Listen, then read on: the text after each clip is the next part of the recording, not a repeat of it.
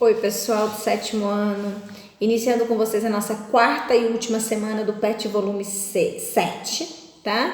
E esta semana a gente vai continuar falando dos domínios morfoclimáticos no Brasil. Na aula da semana passada nós falamos dos mares de morro, né? Nós falamos também do cerrado que abrange aqui a nossa região.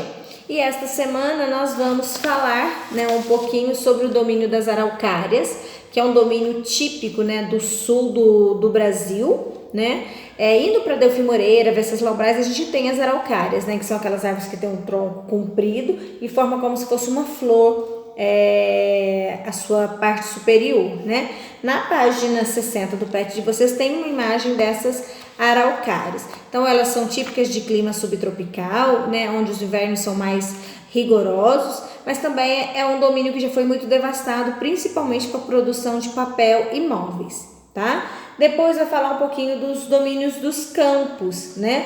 O domínio dos campos, ele também recebe o nome de pampas, também se localiza no clima subtropical, ou seja, ele é típico do sul do Brasil. Tem árvores pequenas, rasteiras, tá, de pequeno porte, e também presença de arbustos e gramíneas, tá?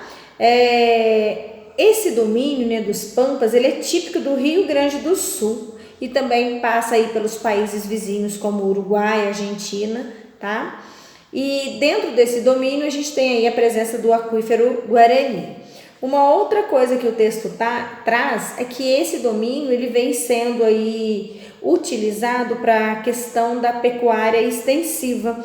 Isso tem gerado o processo de arenização, tá? Que é a formação de bancos de areia quando você retira a vegetação do local. Isso pode trazer sérios danos e o solo pode ser perdido. Na página 61, vocês têm a imagem aí dos pampas com a vegetação rasteira e lá no fundo uma vegetação de pequeno e médio porte, tá? E o último aí, que não é um domínio, mas entra dentro dessa caracterização, é a área de transição, que é quando eu tenho um domínio que está terminando e começa outro domínio, tá? Aí cita ali quais são as áreas de transição. Elas acontecem no Pantanal, né? Que fica ali na região centro-oeste. Esse ano foi muito devastado por causa das queimadas, né? Sofreu muito o Pantanal brasileiro com esses impactos negativos da ação do homem, incêndios criminosos que se alastraram, né, e levaram meses aí. Até hoje a gente ainda tem impactos desse problema sério que o Pantanal sofreu, né? O clima é quente e úmido. Depois fala das matas dos cocais, que fica na sub-região nordeste, que é chamado de meio norte, né? O clima é equatorial, tropical e semiárido, então tem uma variação climática muito grande nessa região, tá? Depois vai falar da vegetação litorânea, que é a vegetação que recobre aí o litoral brasileiro, tá? Que também já foi muito devastada. Começando nas atividades, a primeira questão, vocês têm um texto e vão responder a questão de interpretação, né? Quais são os fatores climáticos que fazem com que as temperaturas no inverno fiquem mais baixas? Então, prestem bem a localização, a distância da linha do Equador, a inclinação da Terra, né? O recebimento da luz solar de forma menor devido à localização. A questão 2, vocês vão falar sobre os pampas, então voltem no material, deem uma lida, o que é os pampas, aonde que ele acontece, né?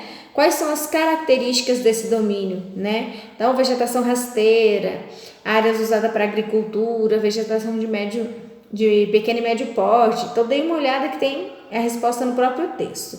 A questão 3, vocês têm uma imagem aí falando sobre o processo de arenização que eu expliquei ao longo desse vídeo, né?